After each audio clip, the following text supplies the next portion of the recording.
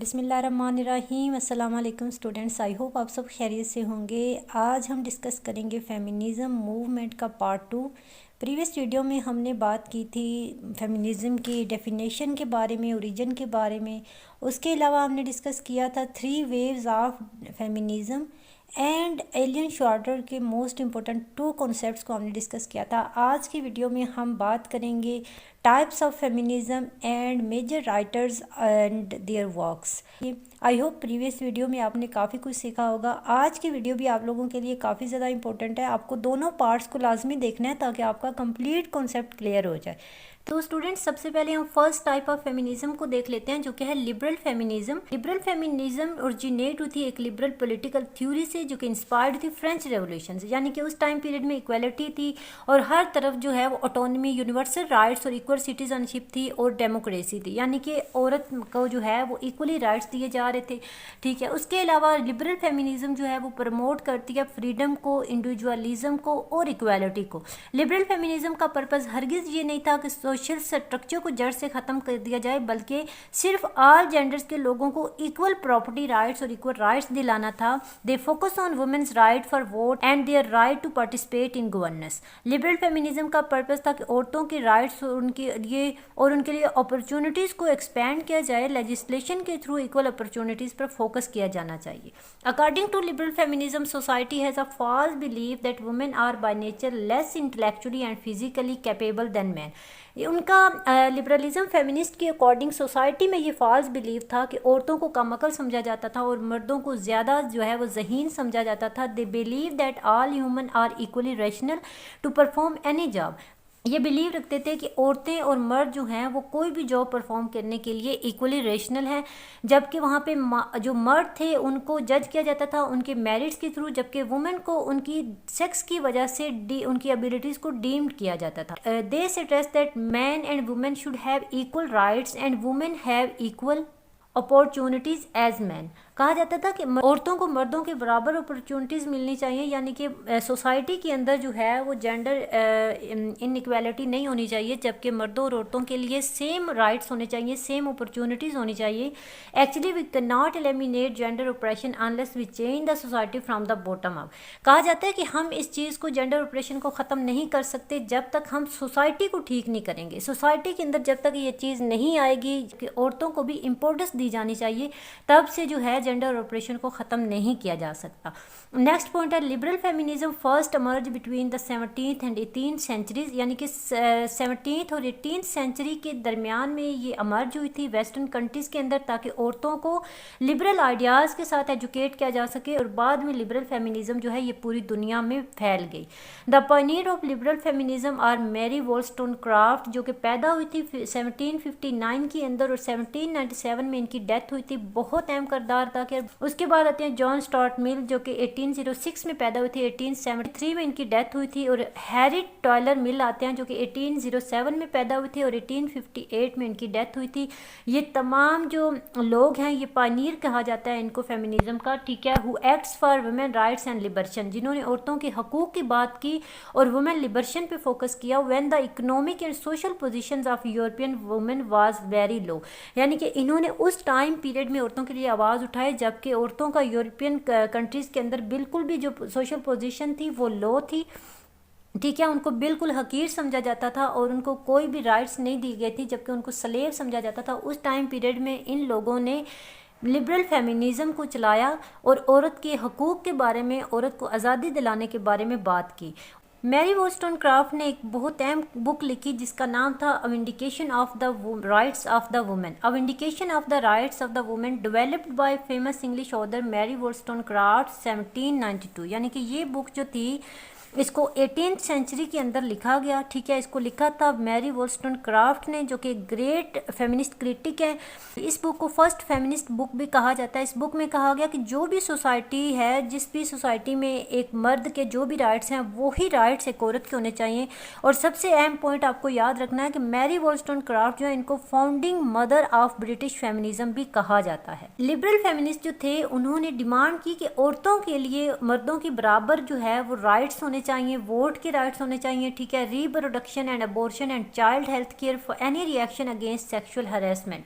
यानी कि liberal feminist जो थे उन्होंने इक्वल राइट्स की बात की, चाहे वो रिप्रोडक्शन हो, वोटिंग हो, abortion and child health care हो, या फिर रिएक्शन हो against social sexual harassment. They believe that nobody benefit from existed gender inequalities.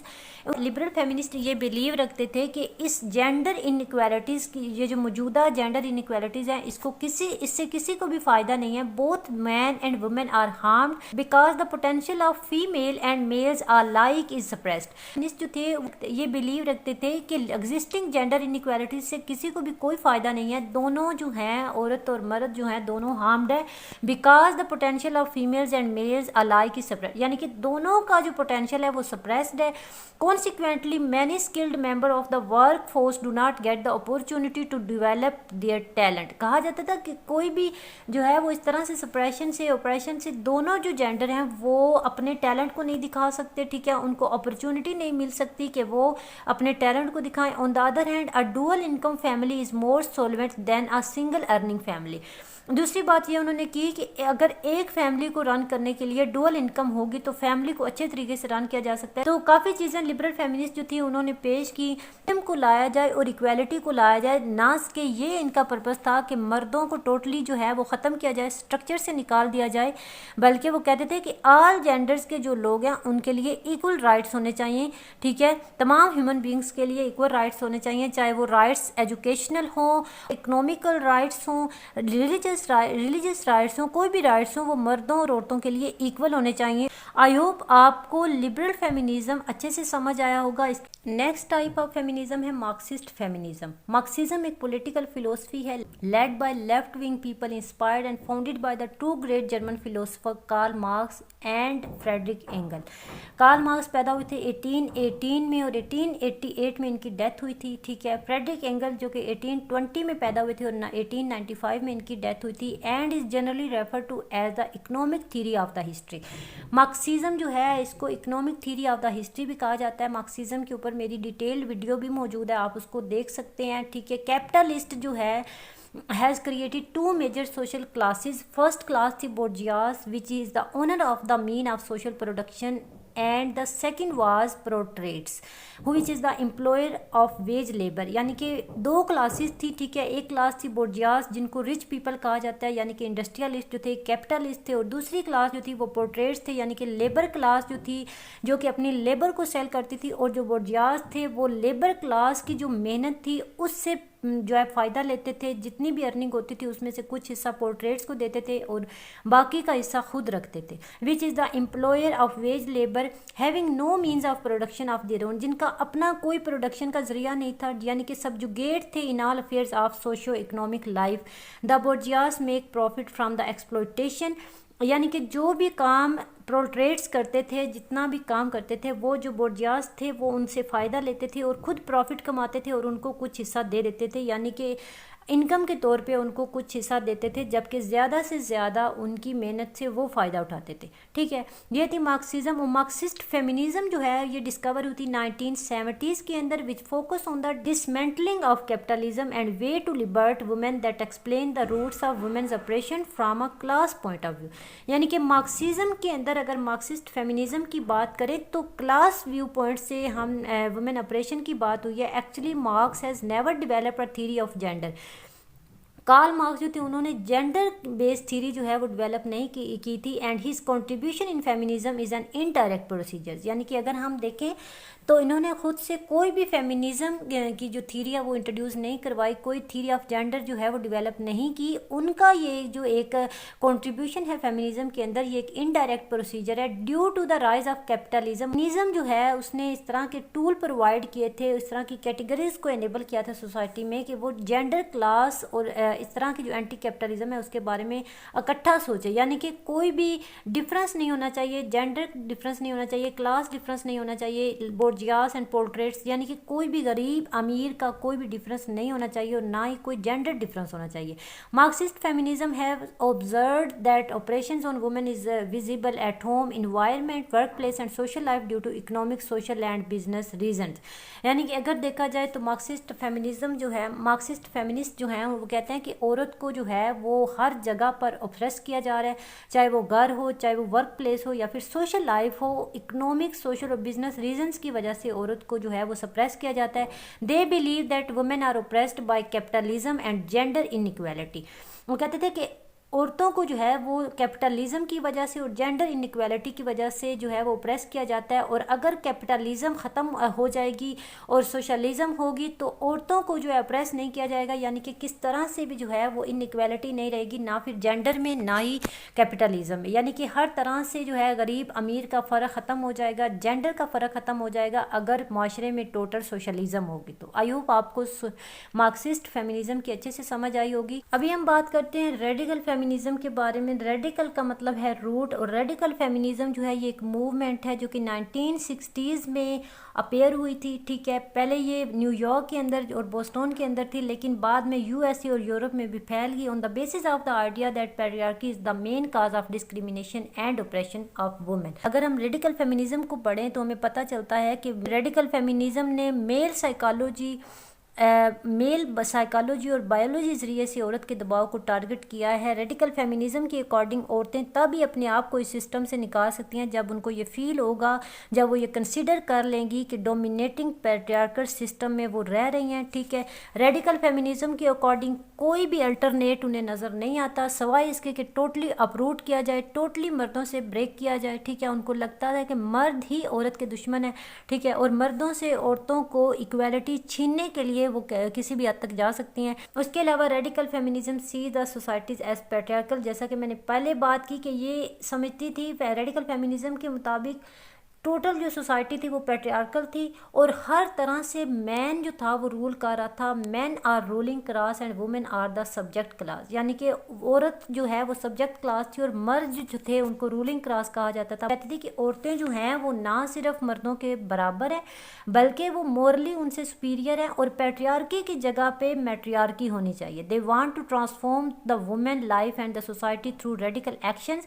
वो रेडिकल एक्शंस के थ्रू, यानी कि वो टोटली वो कहते थे कि मर्द ना हो, यानी कि मर्दों की हुकूमत ना हो, उनको सुपीरियर ना कहा जाए, उनको डोमिनेट ना कहा जाए, यानी कि टोटली मर्दों को अलग कर दिया जाए औरतों से। They think that man to be enemies of women and consider marriage as a hegemonic contract to exploit women.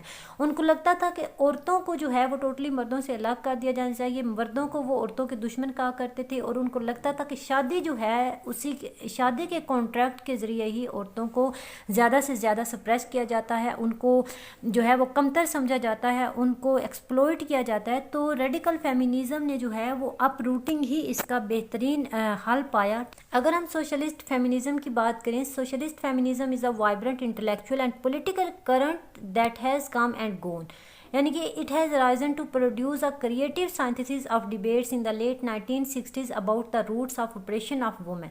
यानी कि सोशलिस्ट फेमिनिज्म को औरत की ऑपरेशन के बारे में 1960s में जो है ये अपेयर हुई थी। It is inspired by Marxism से इंस्पायर्ड हुई थी and is developed by the reaction of liberal feminism. अब हम देख सकते हैं कि जो सोशलिस्ट फेमिनिज्म है ये इंस्पायर हुई थी मार्क्सिज्म से, ठीक है, और ये डेवलप हुई थी लिबरल फेमिनिज्म के रिएक्शन में। Social feminism operation of women को मार्क्सिज्म आइडिया से कनेक्ट करती है, ठीक है। सोशलिस्ट फेमिनिज्म के अकॉर्डिंग औरतों के साथ नाइंसाफ़ी हो रही है, ठीक है, डोमेस्टिक लेवल पर भी और वर्क प्लेस पर भी। सोशलिस्ट फेमिनिज्म ये क्वेश्चन करते हैं कि औरतों को पे क्यों नहीं किया जाता, घर पर भी वो काम करती हैं, वर्क प्लेस पर भी वो काम करती हैं, जॉब करती हैं, तो उनको पे क्यों नहीं किया जाता। कार्ल मार्क्स को लगा था कि क्लास ऑपरेशन के साथ साथ जेंडर ऑपरेशन भी ख़त्म हो जाएगा, बट ऐसा कुछ नहीं हुआ। सोशलिस्ट फेमिनिस्ट ने औरत को इकोनॉमिक और सोशल स्टेटस की अपलिफ्टिंग के बारे में बात की। सोशल फेमिनिस्ट जो थे वो बिलीव रखते थे कि औरतों को दो तरीके से जो है वो एक्सप्लॉइट किया जा रहा है, कैपिटलिस्ट तरीके से और पैट्रियार्कल तरीके से। They reject radical feminism idea that patriarchy is the only system and the roots of gender equality. अब यहाँ पे रेडिकल फेमिनिज्म में बात हो कि पैट्रियार्की जो है ये ओनली सिस्टम है at the root of gender inequality. They also reject the Marxist notion. उन्होंने मार्क्सिज्म के इस आइडिया को भी रिजेक्ट किया कि where class and class struggle are the only defining aspect of history and economic development. सिर्फ class struggle को importance दी गई, ठीक है, उसी को ही एस्पेक्ट कहा गया हिस्ट्री और इकोनॉमिक डेवलपमेंट का। दे believe that the home is not just a place of consumption. उन्होंने कहा कि घर जो है वो सिर्फ कंजप्शन की प्लेस नहीं है but of production as well. They agree with the fundamental premises of both Marxist feminism where capitalism is the source of women oppression. यहाँ पर वो एग्री करते हैं मार्क्सिस्ट फेमिनिज्म के साथ कि कैपिटलिज्म जो है ये सोर्स है औरत के ऑपरेशन का, एंड रेडिकल फेमिनिज्म के साथ वो किस तरह से एग्री करते हैं कि where patriarchy is the source of women oppression, कि पैट्रियार्की जो है वो सोर्स है वुमेन ऑपरेशन का। नेक्स्ट टाइप ऑफ फेमिनिज्म है कल्चरल फेमिनिज्म। कल्चरल फेमिनिज्म को अगर हम बात करें तो इसमें औरतों की सकाफत और रवायात और तजर्बात की इंपॉर्टेंस पर फोकस किया जाता है। इस कॉन्सेप्ट के अकॉर्डिंग औरतों की सकाफत और रवायात में भी वो पावर है जो उन्हें मर्दों के बराबर बनाती है। अब कल्चरल फेमिनिज्म ने जो है मर्द और औरत के दरमियान जो बायोलॉजिकल डिफरेंस है उसको फाइंड आउट करने की कोशिश की है। कल्चरल फेमिनिज्म जो है वो रेफर करती है एक फिलोसफी को कि मर्द और औरत जो हैं वो डिफरेंट पर्सपेक्टिव से दुनिया को देखते हैं, उनका देखने का व्यू जो है वो डिफरेंट है। तो इस तरह से उन्होंने ये कहा है कि जो औरत है वो दुनिया को उस नज़र से ज़्यादा देखती है जो कि सुपीरियर है, ठीक है, और इस मामले में उन्होंने औरत को मर्द से ज़्यादा सुपीरियर कहा है। कल्चरल फेमिनिस्ट जो है वो आइडेंटिफाई करती है कि वुमेन जो हैं उनके अंदर बहुत ज़्यादा सुपीरियर क्वालिटीज़ मौजूद हैं बजाय मैन के। Whether the qualities are products of nature और culture, male characteristics are harmful to society and female characteristics brings benefit for the society. अगर देखा जाए तो औरतों की जो खूबियाँ हैं वो सोसाइटी के लिए फ़ायदेमंद साबित हो सकती हैं और मर्दों की जो कैरेक्टरिस्टिक्स हैं वो सोसाइटी के लिए हार्मफुल हैं। अगर हम इसकी छोटी सी एग्जांपल लें, less aggression among nations would lead to less war and conflict. Next point आता है ब्लैक फेमिनिज्म का। ब्लैक फेमिनिज्म ने यूएसए में ब्लैक फैमिलीज़ को स्टेबल करने में और उनको फॉर्मेशन में बहुत अहम किरदार अदा किया। ये फोकस करती है रेसिज्म के इश्यूज़ पर जो कि मेन काज समझी जाती है ऑपरेशन की। अगर ब्लैक वुमेन को देखा जाए तो उनको ऑपरेशन जो है वो डिफरेंट फॉर्म्स में उनको ऑपरेस किया जाता है, ठीक है, और उसके अलावा majority of African black women जो उनको यूएसए में लाया जाता था और उनको एक गुलाम की तरह ट्रीट किया जाता था, ठीक है। ये भी एक फॉर्म थी ऑपरेशन की। अगर हम अमेरिकन सोसाइटी में देखें तो ब्लैक वुमेन जो है उसका स्टेटस वाइट वुमेन से डिफरेंट था, ठीक है। ब्लैक अमेरिकन वुमेन जो है उनको क्रिटिकली अफेक्ट होती थी रेसिज्म से, सेक्सिज्म से, क्लासिज्म से। तमाम अफ्रीकन ब्लैक वुमेन जो है वो इस तरह की सोसाइटी में उन्होंने ज़िंदगी गुजारी जहाँ पर उनको बहुत ज़्यादा डिवैल्यू किया जाता था, उनको बिल्कुल ऑप्रेस सप्रेस करके रखा जाता था। तो यूएसए में मूवमेंट चलाएंगी, the movement liberation and black liberation movement. जब ये 1960s और 1970s के अंदर ये मूवमेंट ग्रो कर रही थी तो इन मूवमेंट्स ने भी ब्लैक वुमेन को कुछ रिप्रेजेंट ना किया। The former is focused primarily on middle class white women, यानी कि ये जो मूवमेंट है इसने मिडिल क्लास की जो वाइट वुमेन थी उनके ऊपर फोकस किया, और जो बाद में मूवमेंट आई ब्लैक लिबरेशन मूवमेंट उसने फोकस किया ब्लैक मैन पर। The black women remain an invisible category and even with in the black liberation movement they were being constantly subjected and sexism and consequently black feminist movement is developed इस।